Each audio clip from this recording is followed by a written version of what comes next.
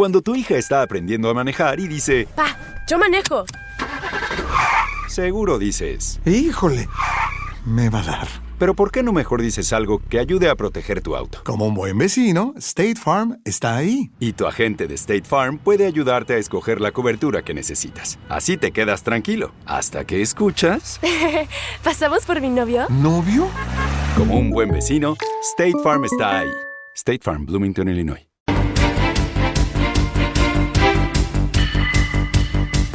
Luis del Pino es Radio Libertad. El gobierno de Pedro Sánchez ha invitado al líder de la oposición, Alberto Núñez Feijóo del PP, a formar parte de la delegación oficial que representará a España en el funeral del Papa Francisco, que se celebrará este sábado en la Plaza de San Pedro en Roma. La comitiva estará encabezada por los reyes, quienes han confirmado su asistencia a las exequias del pontífice. No obstante, el presidente del gobierno, Pedro Sánchez, no asistirá al acto. Desde el Partido Popular han confirmado que Feijóo participará en el homenaje junto a los ministros Félix Bolaños, María Jesús Montero y Yolanda Díaz, aunque todavía están a la espera de recibir los detalles logísticos del viaje por parte del Ejecutivo.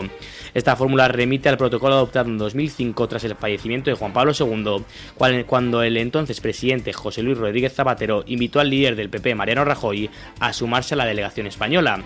En aquella ocasión el rey Juan Carlos representó al Estado, una estructura que ahora se repetirá con el rey Felipe VI al frente. El objetivo de esta decisión, según fuentes gubernamentales, es reflejar unidad institucional en un momento de trascendencia global. Bueno, tiene su gracia, ¿no? Que Sánchez mande a 4 ministros, a Bolaños, a Montero, a Díaz y a Feijóo, que debe de mandarle en calidad de ministro de la oposición. Bueno, fuera de bromas, no me parece mal el que le ceda un puesto en la comitiva al líder del principal partido de la oposición. Lo que sí me parece más chocante es que el propio Sánchez no vaya. Sánchez renuncia a ir a ese funeral de alguien que, según sus propias declaraciones en Twitter, pues era la monda Lironda. Bueno, caramba, no entiendo entonces qué hace Sánchez ausentándose del funeral. Supongo que será porque tiene algún otro compromiso importante ese día, o será a lo mejor porque está cansado de tanta actividad gubernamental. Ayer hizo una comparecencia para explicar cómo piensa intentar engañar a la OTAN con lo del 2% de gasto en defensa, y a lo mejor le ha dejado al pobre hombre un tanto tocado el esfuerzo de imaginar modos de thrillerismo que cuelen en la OTAN. O a lo mejor simplemente es que no quiere coincidir con los reyes en el viaje, porque eso de que haya dentro de la delegación oficial alguien de más rango que él, el rey es jefe del Estado, Sánchez es un simple jefe de gobierno, pues a lo mejor no lo lleva muy bien. Siempre Sánchez ha querido ser el califa en lugar del califa. Así que, bueno, ignoro el motivo por el cual no va Sánchez al funeral del Papa. Y la verdad es que tampoco me importa demasiado a dónde vaya Sánchez o deje de ir, como tampoco creo que le importe en absoluto a las personas que asistirán a ese funeral si Sánchez está o no. Allí se van a dar cita pues los jefes de Estado de todos los países. Estará Macron, Donald Trump también estará.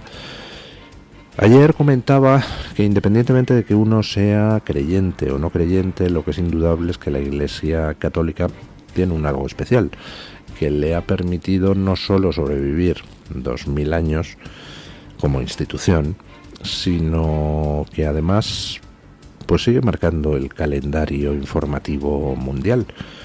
Muere el Papa Francisco, muere el jefe de la Iglesia Católica, y eso es una noticia de alcance absolutamente global, y se dan cita en su funeral los jefes de Estado pues, de casi todos los países. Eso no pasa con ningún otro líder, ni religioso ni político. Algo tendrá la Iglesia cuando sigue, a pesar de todos los pesares, a pesar de problemas internos, a pesar de los cambios en el mundo, pues sigue siendo la principal noticia de alcance mundial el que fallezca el Papa. Bueno, un par de datos sobre el tema de la infiltración china en Occidente, un par de datos pues inquietantes. Uno nos afecta más directamente a los españoles, otro no. O sí, no lo sé. Vamos con el que seguro que sí nos afecta a los españoles. Preocupación en la Policía Nacional y la Guardia Civil por el sistema que almacena las escuchas telefónicas judiciales. Según ha confirmado The Objective, el sistema SITEL utilizado por las fuerzas de seguridad y el CNI para interceptar comunicaciones funciona actualmente con servidores de cifrado fabricados por Huawei, empresa señalada por servicios de inteligencia occidentales por sus vínculos con el espionaje chino. Esto ha generado inquietud por el tratamiento de datos altamente sensibles. La relación con Huawei comenzó en 2005 bajo el gobierno de Zapatero, con convenios firmados con Huawei Symantec Technologies. En 2012, Huawei adquirió la totalidad de la empresa y el ejecutivo del PP optó por otros proveedores. Sin embargo, con la llegada de Pedro Sánchez a la Moncloa, Huawei volvió a encargarse del sistema, reactivando las alertas sobre la seguridad de la información gestionada. O sea, que se hacen escuchas por orden judicial y las escuchas correspondientes quedan almacenadas en servidores de Huawei, de empresa china, es decir, empresa sobre la que al final quien tiene control es el Partido Comunista Chino. Pues está muy bien pensada la jugada, ¿no? Resulta que en esas escuchas pues puede quizá salir información comprometedora para, por ejemplo, políticos, por ejemplo, periodistas, por ejemplo, empresarios importantes. Entonces esa información quizá comprometedora queda almacenada en servidores de Huawei por iniciativa de Zapatero desde que gobernaba él. Luego eso se cambió de proveedor, ahora vuelve a ser Huawei. Pues es muy interesante. ¿Qué puede hacer el Partido Comunista Chino con información comprometedora que afecte a políticos, a periodistas, a empresarios, a gente del mundo de la cultura? Sería muy conspiranoico suponer que alguien podría tener la tentación de utilizar esas escuchas, esa información comprometedora para someter a chantaje a alguien, por ejemplo, para conseguir que ese alguien pues publique una cierta información, invierta en un determinado sentido, legisle en una dirección determinada. Caramba, no sé, a mí me parece poco prudente que la información quizá comprometedora sobre personas sometidas a escuchas judiciales quede en poder de gente que quizá pudiera tener la tentación de utilizar esa información.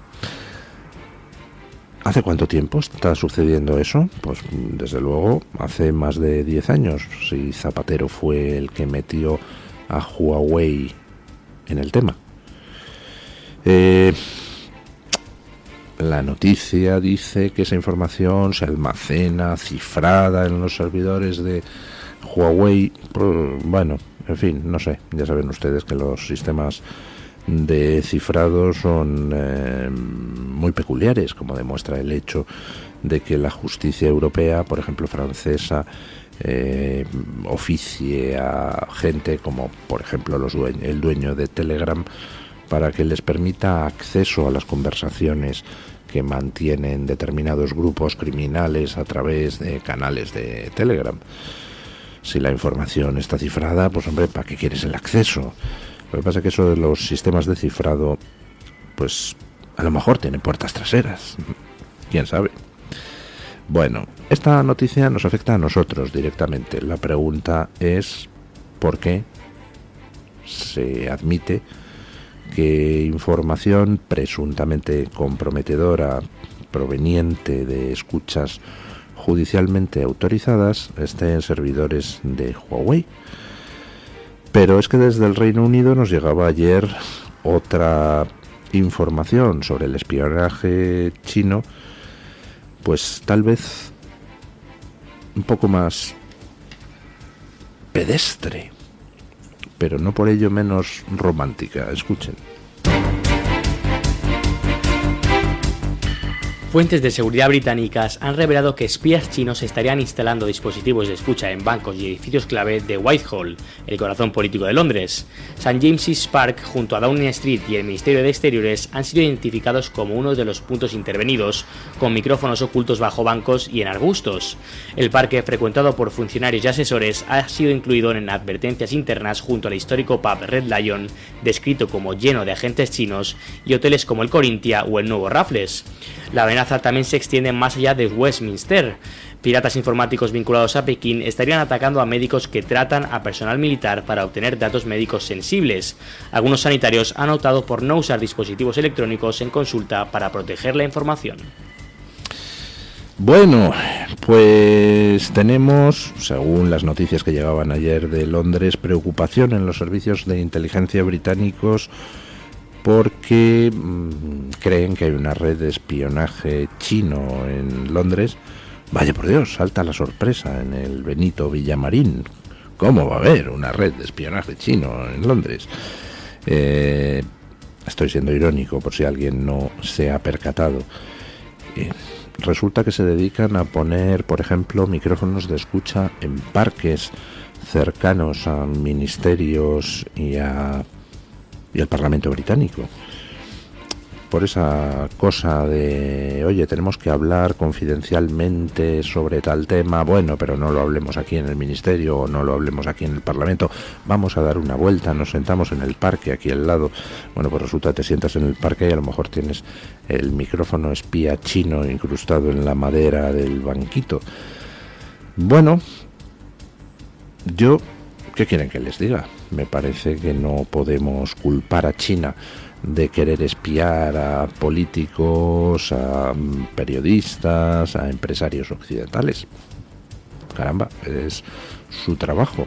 Ellos, pues, lo que hacen es recopilar información para defender los intereses de su país, o más concretamente los intereses del Partido Comunista Chino, que es quien dirige en estos momentos y desde hace ya bastante tiempo el país que ya no sé si es el más habitado del mundo. Le sobrepasó India hace ya algunos años, pero si no es el más habitado, desde luego sí es el segundo. China pues hace muy bien intentando espiar a Occidente. Es lo que tiene que hacer. Lo que tiene que hacer todo país serio es tratar de conseguir la máxima información posible sobre todos los posibles rivales, porque sin datos pues no puedes fijar una estrategia, sin datos no puedes protegerte frente a ataques, sin datos no puedes diseñar ataques tú, así que pues hace estupendamente China en espiar.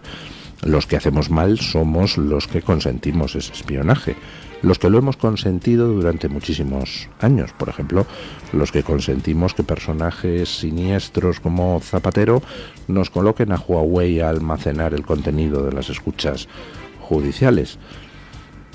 Los que hacemos mal somos los que durante muchos años pues, nos hemos negado a mirar la evidencia de que China está infiltrando todo Occidente.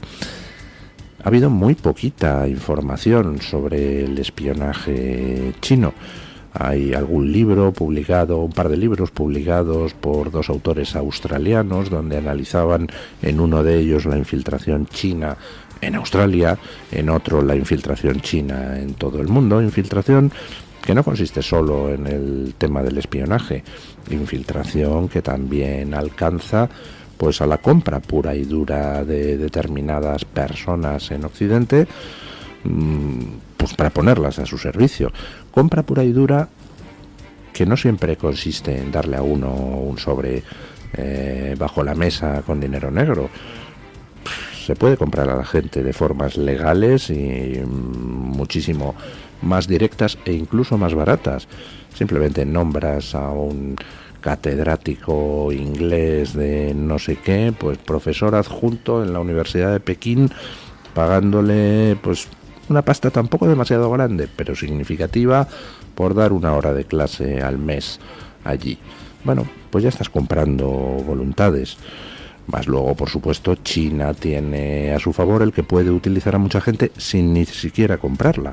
Es decir, aquellos que tienen una ideología que coincide con la de quien dirige en estos momentos China, pues están dispuestos a trabajar al servicio de China sin necesidad de cobrar un euro. Hombre, si se les abonan unos emolumentos, pues mejor que mejor. Pero lo que es la implicación ideológica, pues a veces hace que dispongas de espías voluntarios. Les decía que ha habido muy poquita información en Occidente sobre la infiltración china. Un par de libros de un autor australiano, algún otro más de algún autor americano, pero muy poco, a pesar de que han salido numerosas noticias aisladas sobre esa infiltración. Por ejemplo, cómo se dedicaban agentes chinos a movilizar las protestas ecologistas en Estados Unidos contra, por ejemplo, gasoductos y cosas así. Me llama la atención, no sé si a ustedes les llamará también la atención, cómo pues de repente se ha abierto la puerta, de repente se ha empezado a hablar de la infiltración china, de repente pues resulta que los servicios belgas se ponen en marcha e inician una operación para desarticular una red de sobornos en el Parlamento Europeo que habría estado animada por personal de Huawei, con la compra de eurodiputados para tratar de presionar en favor de la compañía en todo lo que es la legislación de telecomunicaciones europea. De repente, pues en el Reino Unido se dan cuenta de que hay una red de espionaje chino en Londres poniendo micrófonos en los banquitos de los parques.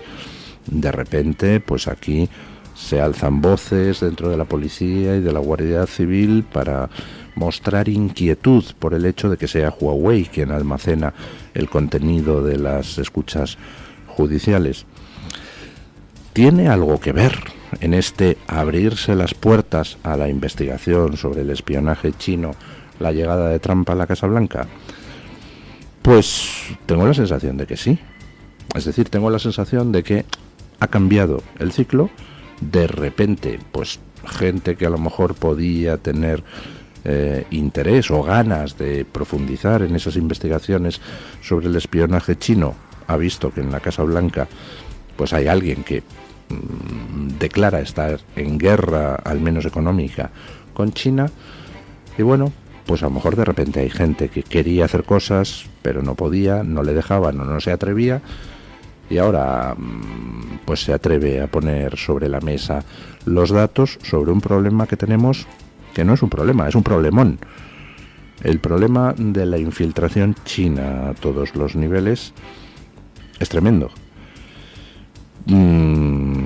Si China fuera un país democrático, pues oiga, no habría problemas arancelarios, no habría problemas económicos, las cosas se pueden fabricar en un país o en otro, y bueno, pues se busca la eficiencia y todo eso, pero es que no hablamos de eso, hablamos de una dictadura, además muy siniestra, dirigida por un partido comunista que ha demostrado ser el más longevo y uno de los más crueles, el Partido Comunista Chino.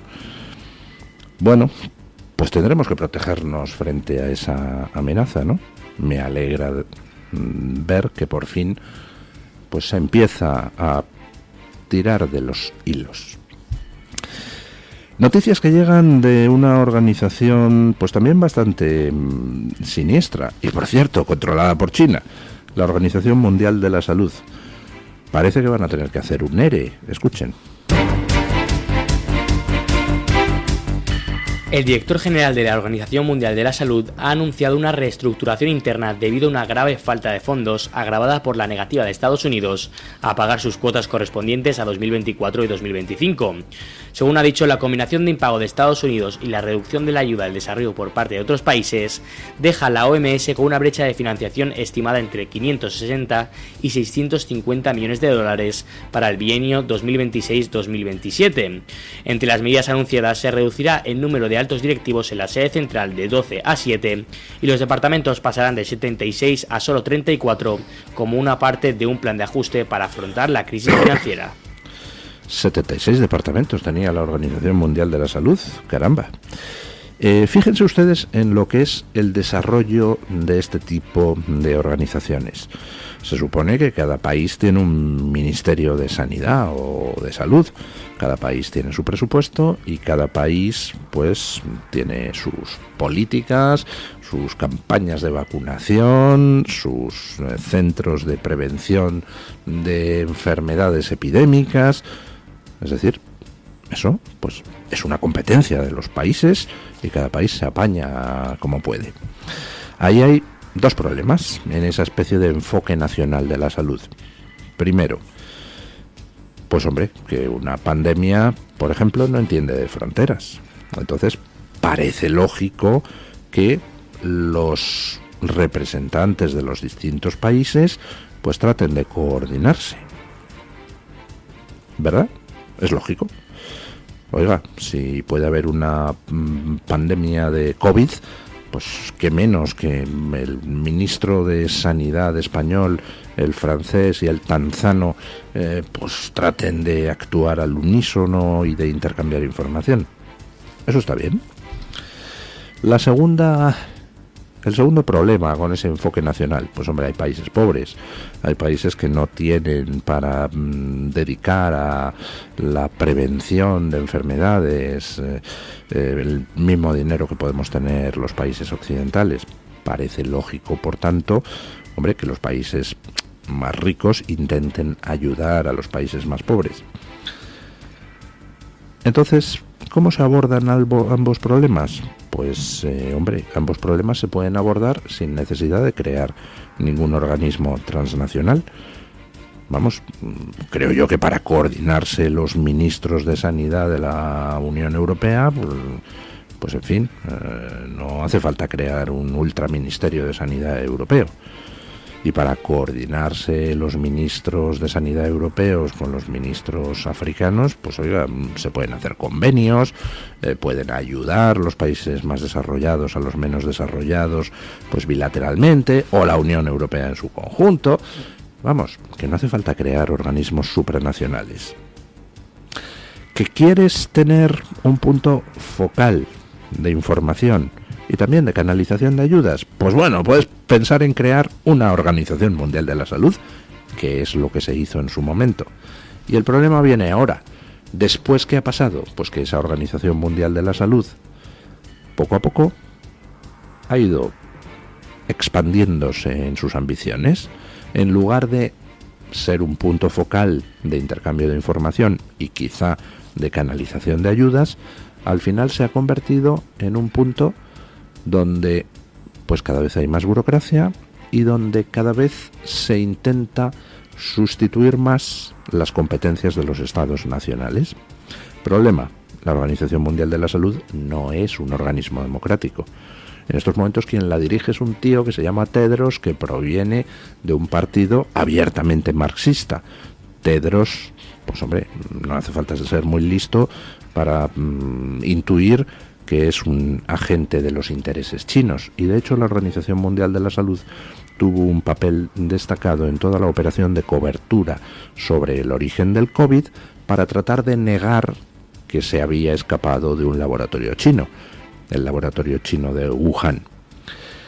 No solo la OMS tuvo un papel siniestro durante la pandemia de COVID, sino que además intentó luego que se aprobara a nivel mundial un tratado de pandemias que afortunadamente frenó, entre otros, el Reino Unido, pero que básicamente hubiera otorgado a la OMS el poder de dictar a los estados nacionales qué hacer cuando hubiera una pandemia, cuando hubiera una emergencia. Claro, tú le das a la OMS, un organismo no democrático, el control de qué se hace durante una emergencia, y como ellos mismos son los que declaran emergencias, pues entonces ya tienes abierta la puerta al control de la población de carácter totalitario. La OMS declara una emergencia, invoca el tratado de pandemias y entonces, haciendo uso de los poderes especiales, se pone a dictarle a los gobiernos qué tienen que hacer, y entonces resulta que, por ejemplo, pues este tío, que posiblemente sea un agente al servicio de China, puede dictar desde la OMS que a mí se me confine en mi domicilio. Bueno, imaginen ustedes el poder que eso da de cara a poder manejar a la población. Afortunadamente, pues se paró lo del tratado de pandemias, gracias entre otros al Reino Unido, y ahora ha llegado Trump y ha dicho que a la OMS, en fin, que la financie su abuela, es decir, China. Y la OMS pues va a poner en marcha recortes de personal. Pues ¿qué quieren que les diga? Me parece muy bien. No se va a resentir la salud en el mundo.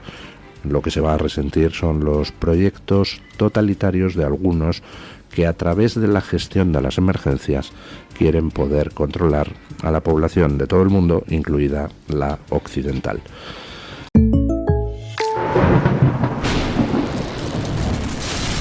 Cuando le cae una rama a tu techo durante la tormenta, dices: ¡Cielos! ¡Oh, rayos! ¿pero por qué no mejor dicen? Como un buen vecino, State Farm está ahí. Y su agente puede ayudarlos a iniciar su reclamo. Claro, mi amor. Después de la tormenta viene la calma. Como un buen vecino, State Farm está ahí. State Farm, Bloomington, Illinois.